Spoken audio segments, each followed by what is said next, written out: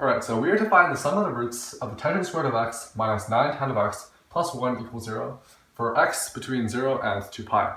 Now, of course, the tangent of x has a period of pi, and so there will be two solutions between 0 and pi, and two solutions between pi and 2 pi. I know that there are two solutions between every period because this is a quadratic equation. And so now I'm going to present three ways of solving this problem. I'm going to start with the least efficient and then go to what I think is the most efficient, or like the smartest solution. So upon looking at this problem, you might be tempted to try via this formulas because you're finding the sum of the roots of a quadratic equation. However, we're not finding the values of tan of x, we're finding the values of x. But this can be worked around.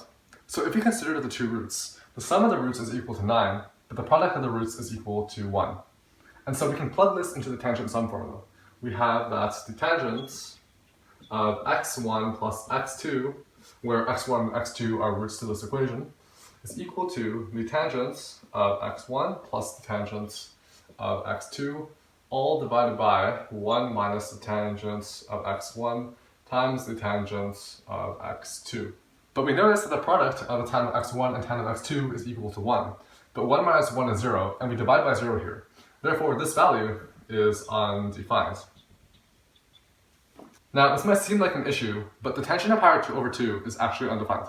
So while this isn't like totally rigorous and correct, we know that x1 plus x2 is equal to pi over 2. So we have x1 plus x2 is equal to pi over 2. But remember that we only found two solutions between 0 and pi, and so we have to account for all the solutions between pi and 2 pi. But since tan of x has a period of 1, all we have to do is add pi to every single solution. And so we have x1 plus x2 plus x1 plus pi plus x2 plus pi. This is equal to 3 pi, and that is our answer. So the sum of the roots of this equation is 3 pi. But I think that the method that we just used could be improved on. So let's try a different solution. So now, only considering the solutions between 0 and pi, what we can do is we can multiply this entire equation by cosine squared of x. And so we have tangent squared of x cosine squared of x minus 9 tan x cosine squared of x plus cosine squared of x is equal to 0. But now remember, the tan of x is equal to the sine of x over the cosine of x, and so the terms cancel out. And so we have sine squared of x minus 9 sine x cosine x plus cosine squared of x is equal to 0. But now remember, the sine squared of x plus the cosine squared of x is equal to 1. So we can combine these two terms together. And so we get 1 minus 9 sine x cosine x is equal to 0. Now also remember that the sine of 2x is equal to 2 times the sine of x cosine of x. So we have 1 minus 9 over 2 sine of 2x is equal to 0. But if we rearrange, we find that the sine of 2x is equal to 2 over 9. So we have the sine of 2x is equal to 2 over 9.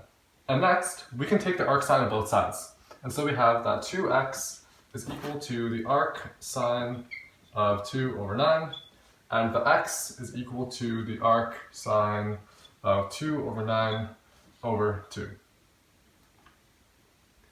Now remember, the sine of x is equal to the sine of pi over 2 minus x. And so there are two solutions between 0 and pi for this, both of them summing to pi. And so we have that x1 plus x2 is equal to, but then remember that the sine of x is equal to the sine of pi minus x.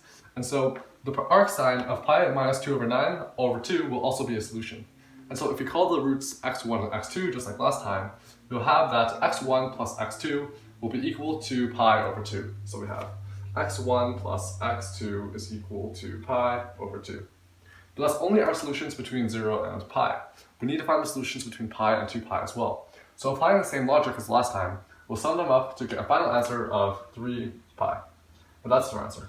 Now while this solution might look like it might take longer than the first solution, all these steps can be like shortened, and also there's no like undefined shenanigans going on. And so this solution I think is better than the first one. But I think we can do this even faster. Now this solution involves looking at the quadratic itself. Now a property with quadratic equations is that if the coefficients are symmetrical, then the roots are reciprocals of each other. So in this case, since the coefficients are 1, negative 9, and 1, they are symmetrical. Therefore, if the tangent of x is a root to the solution, then 1 over the tangent of x, or the cotangent of x, is also a solution. And now here comes the identity that very quickly solves this problem. We know that the cotangent of x is equal to the tangent of pi over 2 minus x. Now to prove this, you can't use the tangent sum formula because the tangent of pi over 2 is undefined. However, to prove this, you have to use tangent of x is equal to the sine of x over the cosine of x, and then it will simplify into cotangent of x. However, because of this, we know that the two roots between 0 and pi have to sum up to pi over 2. And so we have x1 plus x2 equals to pi over 2, and just like the last two times, the total sum will be equal to 3 pi. And that is our answer, and we are done. Alright, thanks for watching, hopefully you enjoyed, and hopefully I'll see you next time.